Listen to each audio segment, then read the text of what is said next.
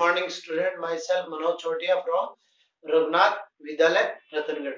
हम लोगों ने अभी तक पुष्पीय पादपों का शरीर अपन पढ़ रहे थे, अपना छठा अध्याय।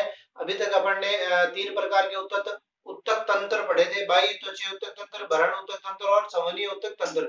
इसके पश्चात मैंने आप लोगों को बताया था कि हम द्विबीजपत्री तथा एकबीजपत्री पादपों के शरीर का अध्ययन करेंगे। इसमें से आपको डायग्राम जो है वो अपनी बुक की सहायता से बनाने हैं। इतना अपने पास समझिए, क्योंकि अगर मैं एक डायग्राम बनाऊंगा तो 15 मिनट उसी में निकल जाएंगे।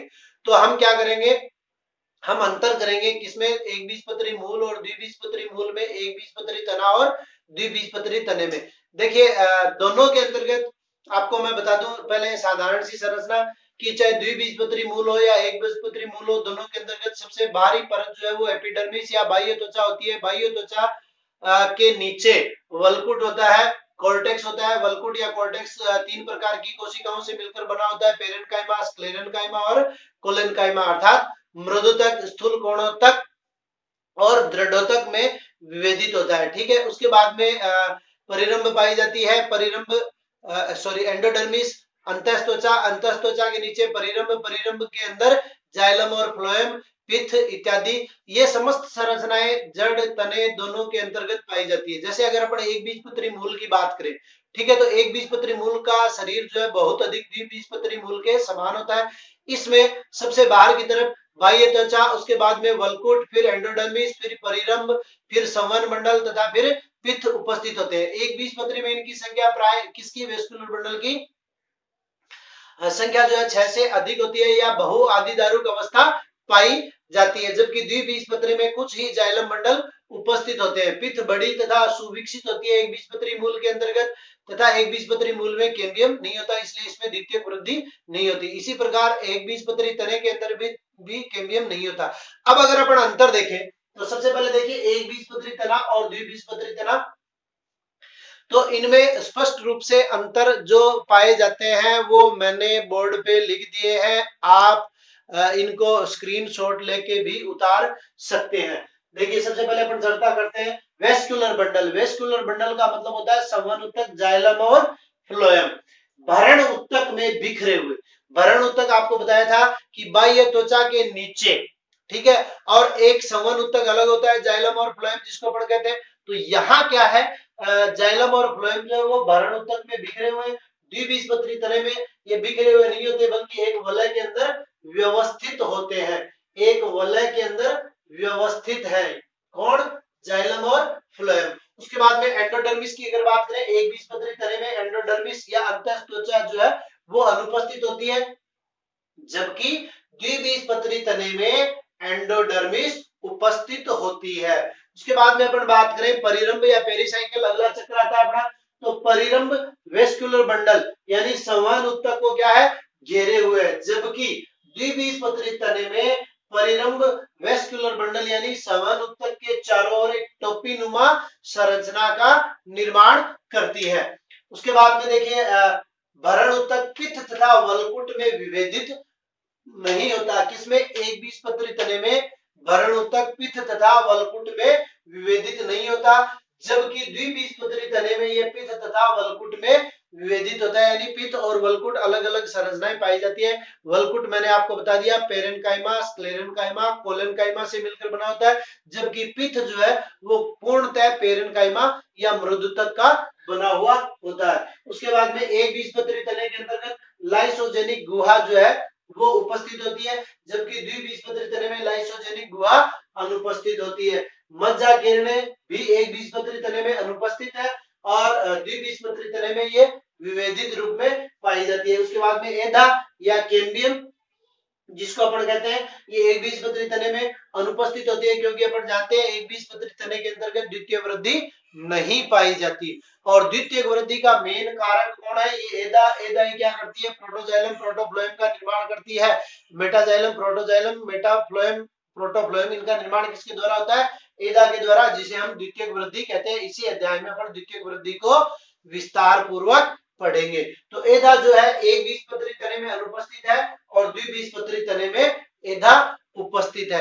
इसी प्रकार ये जो अपन ने क्या किया है, अंतर किया है किसमें, द्विबीजपत्री और एक बीजपत्री तने में। इसी प्रकार जब हम अंतर करते हैं किसमें, द्विबीजपत्री जड़ और एक बीजपत्री जड़ में अंतर आप लोग देख लीजिए, और उसके साथ ही अपना एक बीजपत्री और द्विबीजपत्री तने और जड़ का वर्णन जो है वो समाप्त हो जाएगा। आपको मैंने बता दिया क्या कि वर्णन करते समय अपने को याद रखना है, अगर मान लीजिए एक बीजपत्री जड़ की संरचना अपने आ जाती है परीक्षा में, या एक बीजपत्री तने की, या द्विबीजपत्री तने की, या द्विबीजपत्री जड़ की, तो हमने जो एक दिशा में बिंदु लिखे हैं वो बिंदु लिखने हैं, और इसके अलावा अपने को क्या करना है, इसके अलावा अपने को ये बताना है, आपको पहले दिन बता दिया था कि सबसे बाहरी परत जो है, सबसे बाहरी परत एपिडर्मिस या बाह्य त्वचा पाई जाती है। बाह्य त्वचा एक स्तरीय होती है, मूल के अंतर्गत मूल रोम पाए जाते हैं, तने के अंतर्गत तने रोम,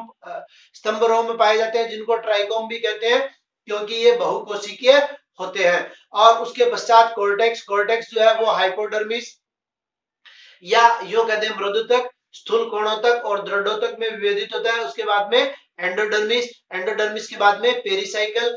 ये सब एक एक लाइन आप इनके बारे में लिख देंगे।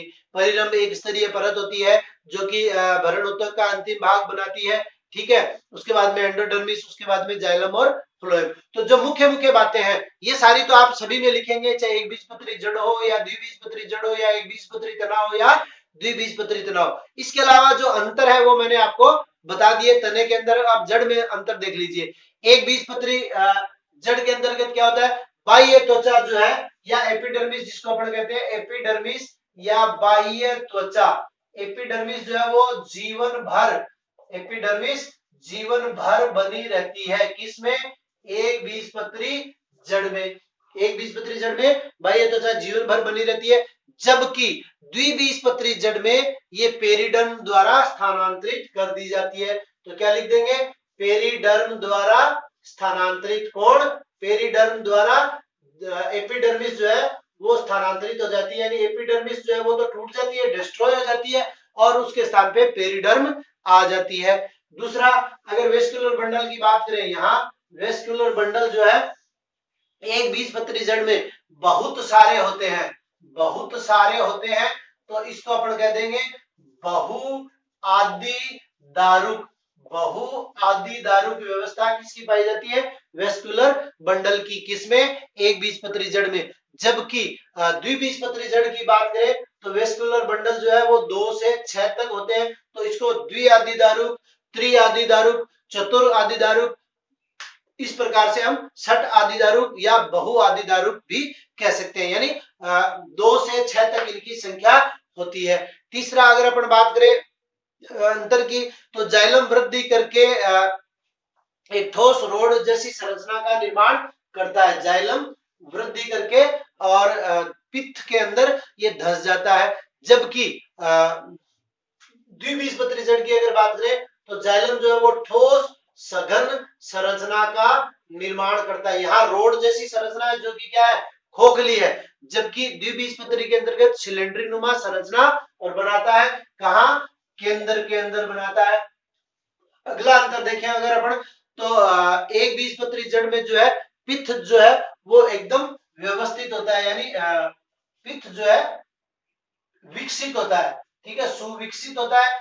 जबकि द्विबीजपत्री जड़ की अगर बात करें तो पित्त जो है वो अविकसित है, या अपन कहते हैं अविकसित, या क्या है, अनुपस्थित है, एब्सेंट। कौन, पित्त। द्विबीजपत्री जड़ में अविकसित या छोटा या अनुपस्थित होता है। और इसी प्रकार जो अपन ने लास्ट बात की थी तने के अंतर्गत कैम्बियम या एधा की, तो यहाँ एधा या कैम्बियम क्या होगी, यहाँ एधा अनुपस्थित होगी, क्योंकि एक बीजपत्री जड़ के अंतर्गत अपन जानते हैं द्वितीय ऊतकों का निर्माण नहीं होता है, द्वितीय ऊतकों का निर्माण द्वितीय वृद्धि के द्वारा होता है। तो यहाँ पर क्या होगा, एधा उपस्थित होगी। और एक अंतर अगर आप और बढ़ाना चाहो तो ये बढ़ा सकते हो कि यहाँ द्वितीय वृद्धि पाई जाती है, किसमें, द्विबीजपत्री जड़ में, और एक बीजपत्री जड़ में द्वितीय वृद्धि नहीं पाई जाती, क्योंकि एधा यहाँ क्या है, अनुपस्थित है। तो इस प्रकार से आज हमने एक बीजपत्री जड़ और द्विबीजपत्री जड़ में, एक बीजपत्री तने और द्विबीजपत्री तने में अंतर पढ़ा। आज के लिए इतना ही, धन्यवाद।